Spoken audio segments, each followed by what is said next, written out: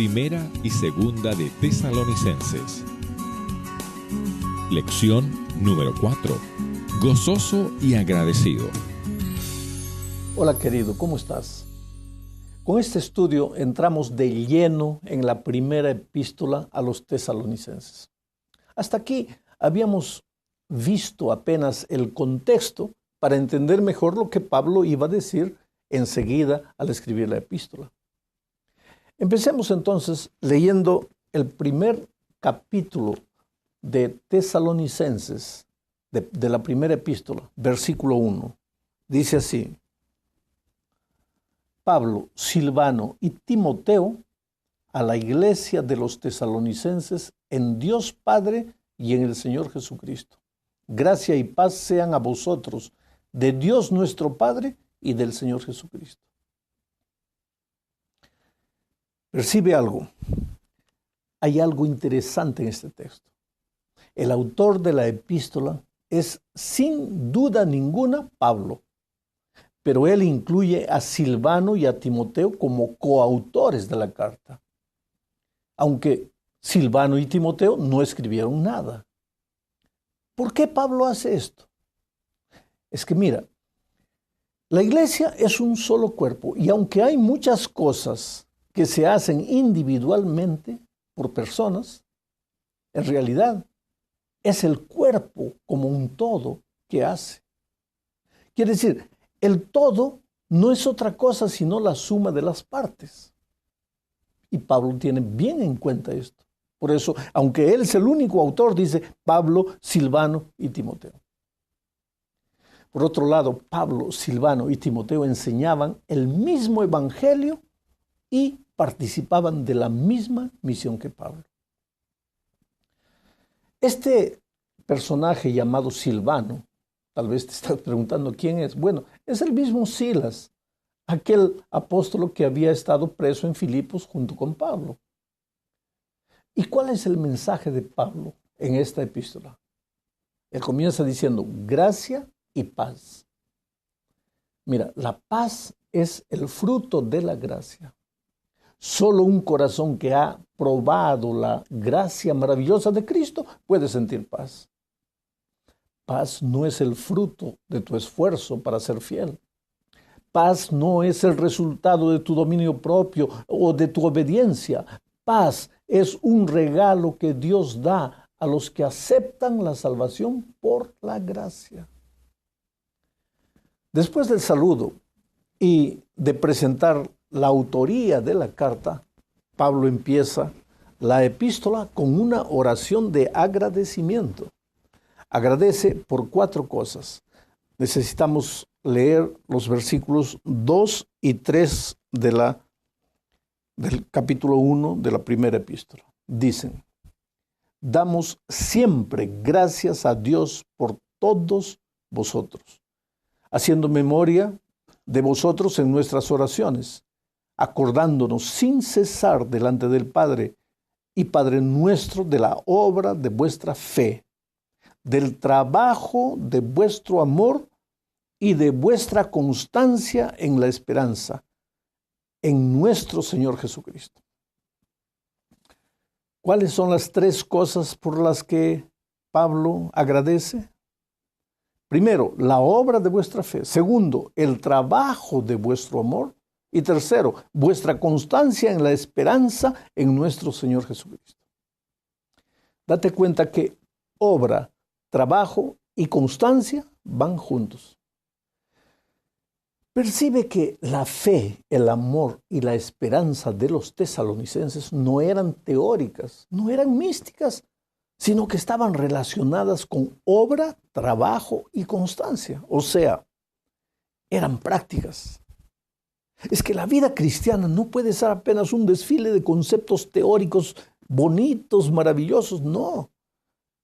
La vida cristiana tiene que ser algo más que eso. Si esos conceptos no se hacen realidad palpable en la vida de cada hijo de Dios, entonces el cristianismo no hizo nada. La segunda parte de este estudio nos lleva al versículo 4. Estamos estudiando primera a los tesalonicenses, capítulo 1, recuérdate. El versículo 4 dice lo siguiente: sabemos, hermanos amados de Dios, que Él os ha elegido. Mira, este versículo confunde a muchos cristianos. Hay quienes creen que Pablo enseña la predestinación, o sea, que Dios ha elegido a algunos para la salvación y que los que no fueron elegidos para salvarse, entonces fueron elegidos para perderse. Esto no es posible dentro del contexto bíblico. Pero para entender este asunto o cualquier otro asunto de la Biblia, no se puede leer solo un texto, sino todos los asuntos que hablan del mismo tema. Si Dios hubiese elegido solo a algunos para salvación, sería un Dios injusto. Claro que Dios es soberano, Él puede hacer lo que Él desea porque es soberano. Pero no sería el Dios de amor que la Biblia presenta. Sin embargo, la Biblia enseña que Dios dio libertad a sus hijos. Libertad para escoger el bien y salvarse, o entonces libertad para escoger el mal y perderse. Eso lo dice claramente en el Antiguo Testamento, en el libro de Deuteronomio. Mira aquí, capítulo 30, versículo 19, dice así: al cielo y a la tierra llamo hoy como testigos contra vosotros, de que os he puesto delante la vida y la muerte, la bendición y la maldición. Escoge pues la vida para que vivas tú y tu simiente. El ser humano, mejor dicho, todos los seres humanos, tenemos dos caminos delante de nosotros. Todos, absolutamente todos, en algún momento de la vida tenemos que decidir. Dios nos aconseja que escojamos el camino de la vida, pero la decisión es nuestra. Es nuestra y de nadie más. Pero hay algo más. En primera a Timoteo, capítulo 2, versículo 4, encontramos lo siguiente. Pablo dice: el cual quiere que todos los hombres sean salvos y vengan al conocimiento de la verdad. Si en este texto que acabo de leer, Pablo dice que el Señor desea que todos se salven, ¿cómo es que en Tesalonicenses puede decir que Dios solo escogió a algunos para salvarse? Pablo jamás dijo que Dios escogió solo a algunos. Él dice que Dios nos escogió. Quiere decir, todos fuimos escogidos, todos somos llamados, todos fuimos predestinados para la salvación. El deseo del Señor es que todos se salven. No quiero la muerte del impío, sino que se arrepienta de su mal camino y viva, dice. Pero el ser humano es libre de escoger. Ahora veamos el versículo 5. El versículo 5 es interesante, dice: pues nuestro evangelio no llegó a vosotros en palabras solamente, sino también en poder, en el Espíritu Santo y en plena certidumbre. Bien sabéis cómo nos portamos entre vosotros, por amor de vosotros. Mira, querido, hay 3 asuntos que debemos entender con este versículo. Primero es la palabra de Dios. Pues nuestro evangelio no llegó a vosotros en palabras solamente, dice Pablo. Quiere decir, el fundamento de lo que creemos debe ser siempre la palabra de Dios. Es una pena que los actuales medios de comunicación están deteriorando de alguna forma nuestra capacidad de leer y de pensar, de analizar. La televisión especialmente nos enseña a ver y a oír, pero no a leer y a pensar. Vivimos en la era de la televisión. Es la cultura de nuestros días. No podemos huir de ella. Entonces, esa cultura se transfiere a la iglesia, querramos o no. Las personas van para ver y para oír, van a la iglesia para eso, pero no para leer y pensar. Resultado, muchos dan crédito a cualquier cosa bonita que se diga sin comprobar si eso que se está diciendo está o no en la palabra de Dios. El pueblo de Dios debe ser siempre el pueblo de la Biblia. Por eso es que los bereanos en los tiempos de Pablo eran considerados nobles.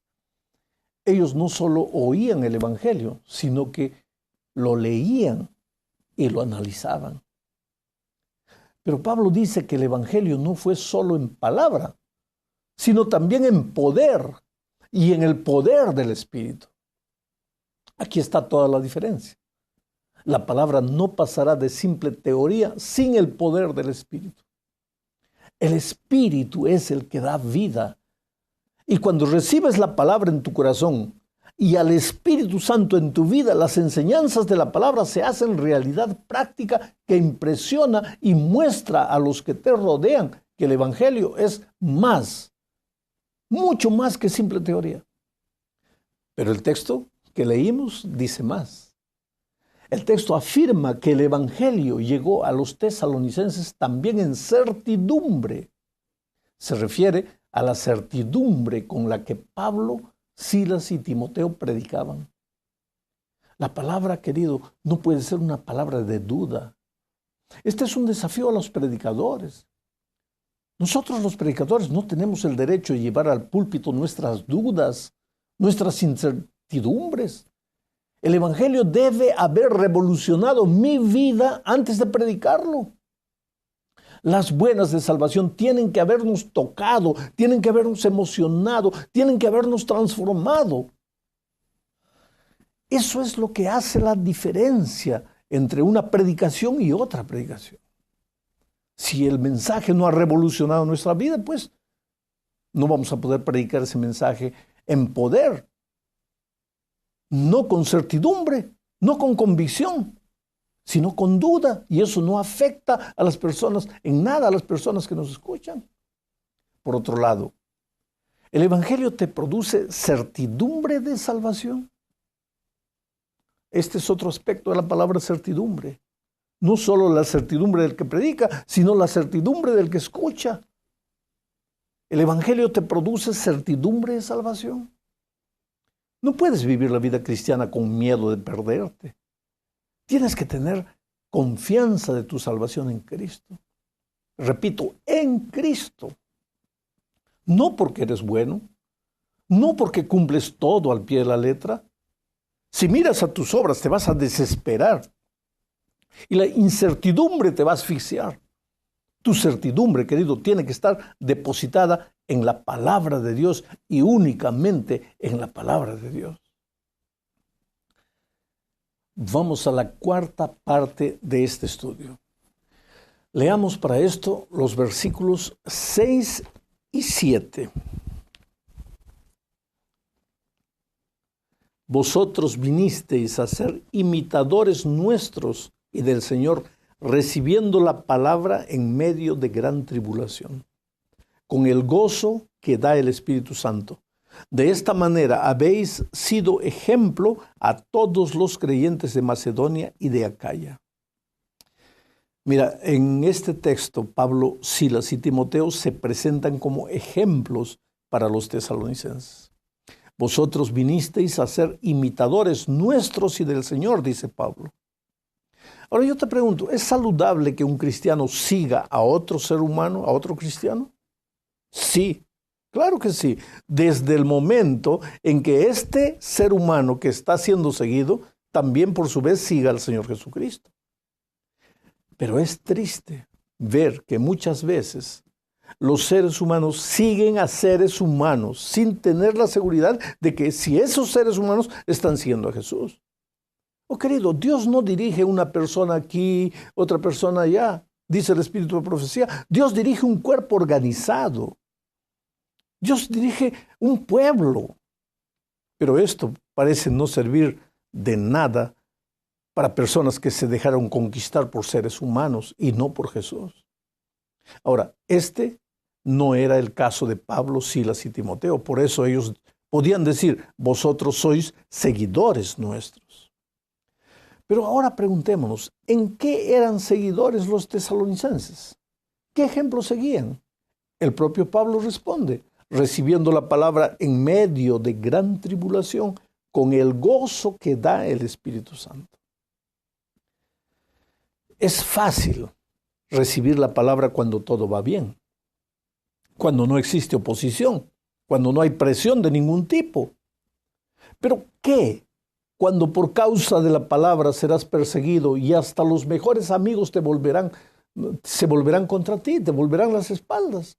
En los tiempos de la iglesia primitiva no era fácil aceptar la palabra. De cierta manera eras considerado enemigo del gobierno y eso te traía terribles problemas.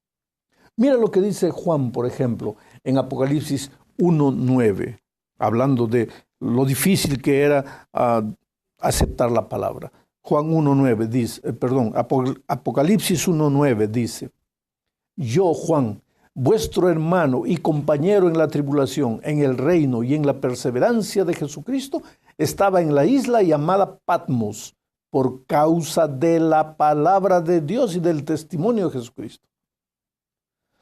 Yo te pregunto, ¿estás sufriendo en estos momentos por causa de la palabra de Dios? ¿Has perdido el empleo o una oportunidad preciosa de crecer en tu vida profesional por causa de la palabra de Dios? ¿Sientes la oposición de tu familia, de tus amigos? ¿Tus amigos se burlan de ti y te han abandonado? No desanimes. Los tesalonicenses lograron vencer con Jesucristo y sin duda tú también lograrás. Ahora mira lo que sucedió por causa de la fidelidad de los tesalonicenses en medio de las aflicciones y sufrimientos. Versículos 7 y 8. De esta manera habéis sido ejemplo a todos los creyentes de Macedonia y de Acaya, porque partiendo de vosotros ha sido divulgada la palabra del Señor, y no solo en Macedonia y Acaya, sino que también en todo lugar vuestra fe en Dios se ha extendido, de modo que nosotros no tenemos necesidad de hablar nada. Ah, mi amigo, la fidelidad de los tesalonicenses inspiró a los cristianos de otros lugares.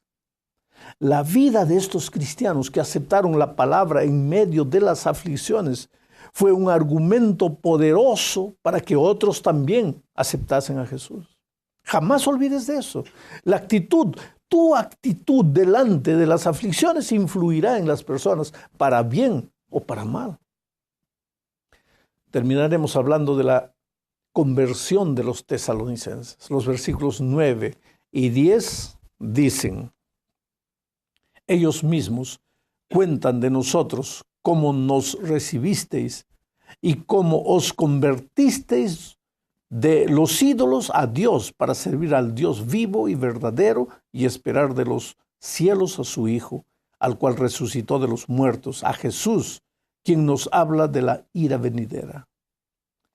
A la conversión de los tesalonicenses fue genuina. El espíritu de profecía dice que el primer impulso de un corazón convertido es contar a otros lo que Jesús hizo en tu vida. Y fue eso lo que sucedió con los tesalonicenses. Ellos, cuando fueron transformados por el poder de Dios, cuando fueron convertidos, se volvieron misioneros, salieron a otros lugares y predicaron el mensaje con su palabra y también con su vida. La gente que los oía veía cómo ellos, los tesalonicenses, habían dejado la idolatría y se habían entregado a Jesús. Recuerda que Tesalónica era un nido de ideologías y religiones idólatras. Pero los nuevos conversos dejaron todo eso y aceptaron el Evangelio de Jesucristo. El mensaje que predicaban era esperar de los cielos a su Hijo, al cual resucitó de los muertos, a Jesús, quien nos libra de la ira venidera. La ira venidera. Esta expresión es interesante, la vamos a estudiar con más detalle en otro estudio. Se refiere esta ira venidera al resultado de las decisiones equivocadas del ser humano. Oh querido, cuando Jesús viene a esta tierra, Él no viene a destruir a los seres humanos. Él viene a destruir al pecado. Del pecado no quedará ni raíz ni rama. El mal no se levantará por segunda vez. Jesús colocará con su venida un punto final a la historia del pecado. Y los únicos seres humanos que serán consumidos junto con el pecado serán los que no quisieron abandonar el pecado. Por eso la Biblia dice: hoy es el día de buena nueva. Hoy es el día de salvación. ¿Hace cuánto tiempo necesitas tomar una decisión para seguir definitivamente a Cristo? ¿O hace cuánto tiempo necesitas tomar una decisión para renovar tu fe, para levantarte, para vivir una vida de victoria en Cristo? Piensa en eso. Que Dios te bendiga.